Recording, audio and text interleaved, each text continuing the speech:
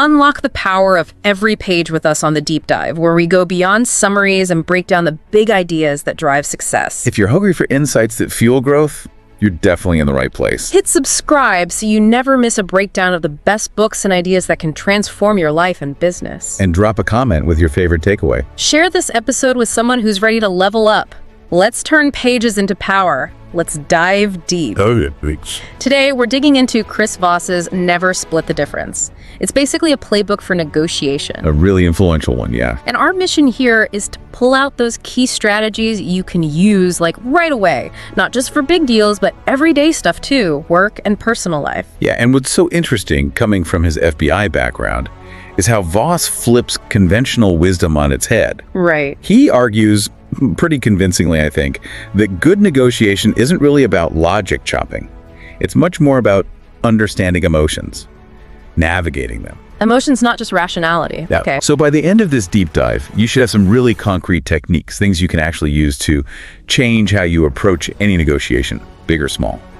Okay, let's jump into one of the big ones then. Voss's idea of calculated empathy. Sounds a bit, clinical maybe? It does sound a bit like that, but it's really powerful. His core idea is that negotiation happens on this emotional level. Okay. And he says people have these two fundamental emotional needs: feeling secure and feeling like they're in control. Secure and in control.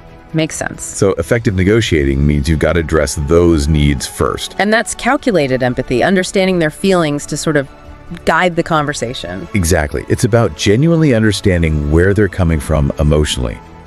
Not necessarily agreeing, but grasping it. The goal is to make them feel safe. Safe? Why safe? Because if they feel safe, they see you less as an opponent and more like a partner trying to solve a problem together. Ah, okay. Lowers their defenses. Precisely.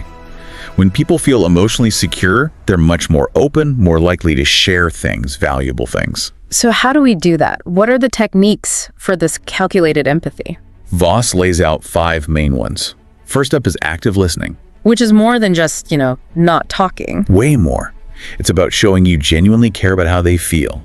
Voss suggests things like talking slowly, calmly, using small gestures, nodding, a slight smile, eye contact, and using short phrases like "got it" or "I see," just signaling you're tuned in. Right, actively showing you're present. Okay, what's number 2? Second is using the right tone of voice. This is crucial. How so? Voss says the default should be like a light and encouraging tone. It puts people at ease, builds rapport. It's the opposite of that aggressive, domineering tone that just makes people defensive immediately. Yeah, you can feel the tension rise when someone uses that tone. Definitely. Okay, technique 3. Number 3 is reflecting back, or mirroring, sometimes it's called. Mirroring. Yeah, you simply repeat the last, say, 3 words the person just said. Just the last 3 words. Seems simple. It seems really simple, almost too simple, but it works. It subtly signals you're hearing them, you're on the same wavelength. It builds that familiarity, that connection. Like a subconscious. I get you. Okay. 4th technique. 4th is labeling. This is where you identify and actually say out loud the emotion you think they're feeling. Like, you seem angry. Isn't that risky? Well, you soften it. Voss says use neutral qualified phrases. It seems like you're frustrated, or it looks like this is important to you. Okay, so it's an observation, not an accusation. Exactly. You offer it up, give them space to agree or correct you.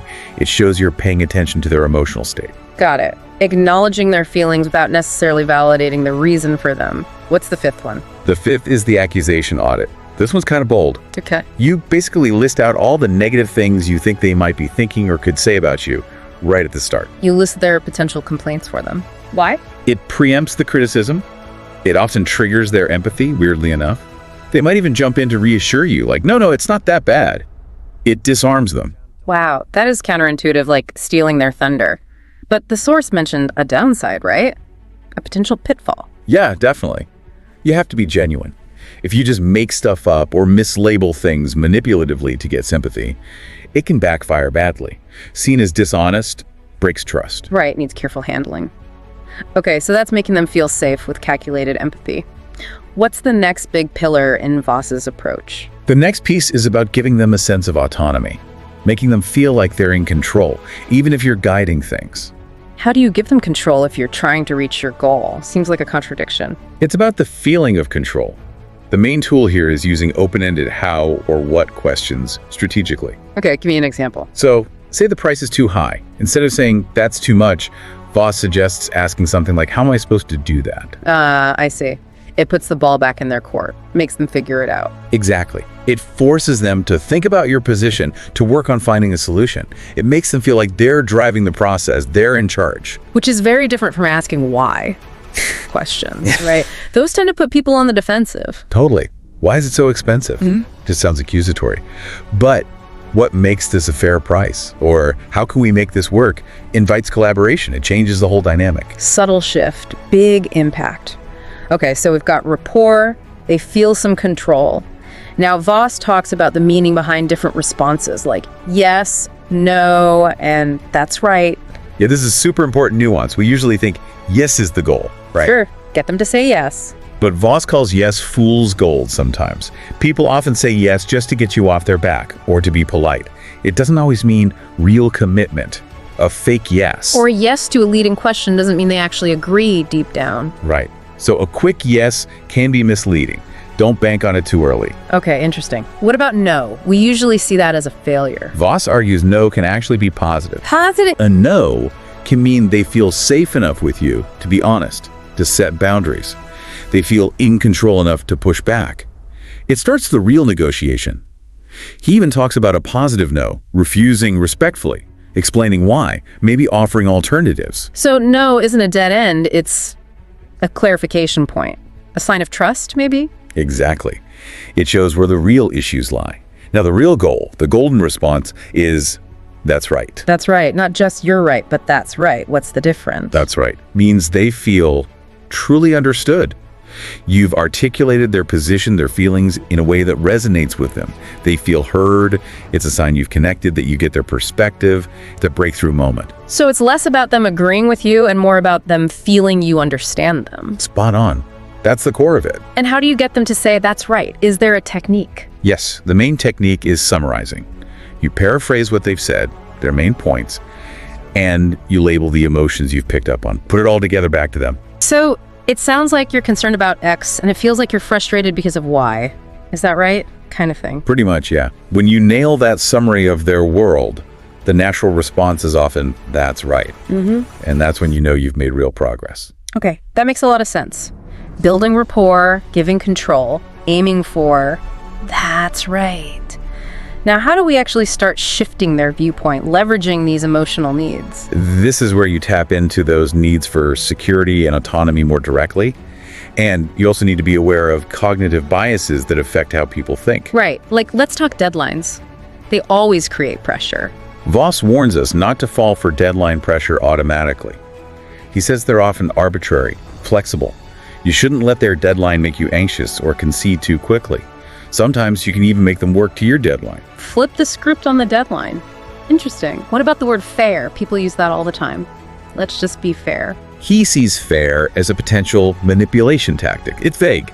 When someone uses it, it can be to make you feel defensive, pressure you into giving something up without defining what fair even means in this context. So what did you do? Ask them to define it. Help me understand what fair looks like to you here. Don't accept the vague term. Make them get specific. Good tip. Force clarity. Okay, you mentioned cognitive biases. Which ones does Voss focus on? Two big ones. First, the framing effect. How you present information massively changes how people react, even if the core facts are identical. Like the classic 99% fat-free versus 1% fat. Exactly. Same thing. Sounds totally different. And related is the valence effect. Negative framing often sticks more or feels stronger than positive framing. So how you frame your offer is critical. What's the second bias? Loss aversion. This is huge in negotiation. People feel the pain of a loss much more intensely than the pleasure of an equal gain. We hate losing more than we like winning. Pretty much. So you can frame your proposal not just by the benefits they'll get, but by what they stand to lose if they don't agree, what they'll miss out on. Tapping into that FOMO fear of missing out. Frame it as preventing a loss for them. Exactly. It leverages that innate aversion to loss. Very powerful. Okay, these are powerful psychological tools. Now, let's say you use these techniques. You get an agreement, a yes, or even a that's right. But Voss says that's not enough, right? Implementation is key. Absolutely. An agreement is useless if nothing actually happens. So how do you make sure things get done? He brings back the open-ended how questions. Ask things like, how will we make sure this happens? Or what steps do we need to take to implement this? So you turn them into a partner in figuring out the follow-through. Precisely. It reinforces their commitment and gets them thinking practically about the next steps. It builds shared ownership of the execution. What about other clues for whether they'll follow through? Voss mentions watching pronouns. Yeah, it's a subtle point. He suggests people truly in charge might use we or they more, reflecting organizational backing.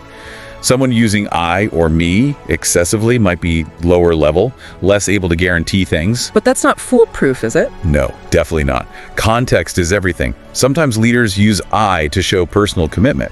It's just one small indicator to notice, not a rule. Okay. And what about spotting if someone's maybe not being straight with you? A liar. That obviously kills implementation. Voss gives some indicators, again, subtle ones. Liars might become more wordy, use more complex sentences than usual. They might also use those distant third-person pronouns, they, them, maybe to distance themselves psychologically from the lie. How do you differentiate that from, say, a senior person just strategically deflecting? It's tough. The key is consistency and continued probing. Keep asking those open-ended how and what questions. Watch for inconsistencies between their words, tone, and body language over time. Liars often struggle to keep the story straight under gentle, persistent questioning. Right. Keep peeling the onion with questions. Okay, moving towards wrapping up a deal. Let's talk bargaining. Voss identifies different negotiator types. Yeah, he has three main categories. First, givers. Givers. Think people pleasers. Sociable, agreeable, want harmony. Their weakness might be time management or over-promising. So with givers, you really need to pin down the specifics of implementation using those how questions. Make sure their yes is practical. Okay, second type. Calculators. These folks are methodical, analytical, data-driven. They value diligence, aren't rushed by time. So with them, Bring your data. Be logical. Avoid surprises. Don't hit them with too many rapid-fire questions early on. Let them process. got it. Data and logic. And the third type. Aggressives. Achievement-focused. Hate wasting time. Often direct, maybe forceful. They want to win. How do you handle aggressives? Voss suggests using labels. It seems like you're very focused on the deadline. Reflecting back to show you hear them, and using those open-ended questions to guide them towards, that's right. Interestingly, they can be susceptible to time pressure, even though they project urgency. So adapt your style. What about specific tactics like dodging or counterattacking? Right. Dodging can involve using open-ended questions to avoid a direct no, or pivoting to non-monetary terms if you're stuck on price. Like, how can we make the payment terms work better? Instead of just saying no to the price. And counterattack. Sounds aggressive itself. It's about strategic umbrage. Showing controlled, genuine anger or disappointment at the offer or the situation, not the person. Using I statements like, I feel really undervalued by that offer. It has to be controlled and directed at the issue. And Voss stresses knowing when to walk away, right? Critically important. No deal is absolutely better than a bad deal, especially if you suspect dishonesty or know they can't implement. Sometimes you just have to cut your losses, hopefully preserving the relationship for the future if possible. He also mentions an alternative bargaining model, the ACR model. Quickly, what's that? Yeah, it's more structured. A is for setting an ambitious but realistic target price. C is making a calculated first offer, maybe around 65% of your target. R is planning for about 3 raises, using precise, non-round numbers. It also involves using non-monetary items and learning to say no without actually saying no. A more formulaic approach for price haggling. Interesting. Okay, last big concept. Unknown unknowns or black swans. Yes, the power of hidden information. Stuff you don't even know you don't know. Voss says all negotiation is fundamentally about gathering information. And these black swans can completely change the game. Totally. They're pieces of information that shift the entire landscape once uncovered. How do you find them? They sound hidden by definition. Voss suggests prioritizing FaceTime. You pick up so much more from tone and body language than email. Exploiting the similarity principle, finding common ground builds rapport, makes people open up, though beware of con artists using this, and really trying to speak their language, understand their worldview. It's about deep listening and observation again. He also talks about leverage in relation to finding these. Right, 3 types. Positive leverage, what you have that they want. Negative leverage, your power to make them worse off, often linked to loss aversion, maybe subtly labeled threats.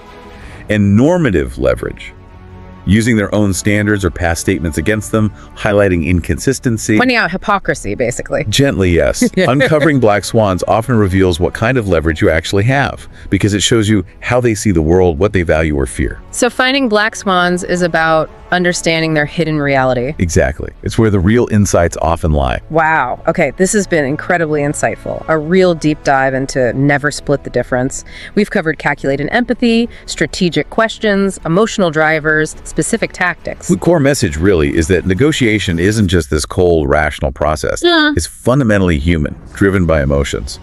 If you learn to see and navigate those emotions effectively using these kinds of techniques, you can dramatically improve your outcomes. So for you listening, as you head into your next negotiation big meeting, or just figuring out dinner plans, maybe try applying some of this. Think about calculated empathy, those how questions, aiming for that's right. Yeah, consider how tuning into those underlying emotional currents might not just get you a better deal, but maybe even deepen your understanding of people in general. That's a great final thought. How does understanding these dynamics change how we interact overall? Definitely something to think about.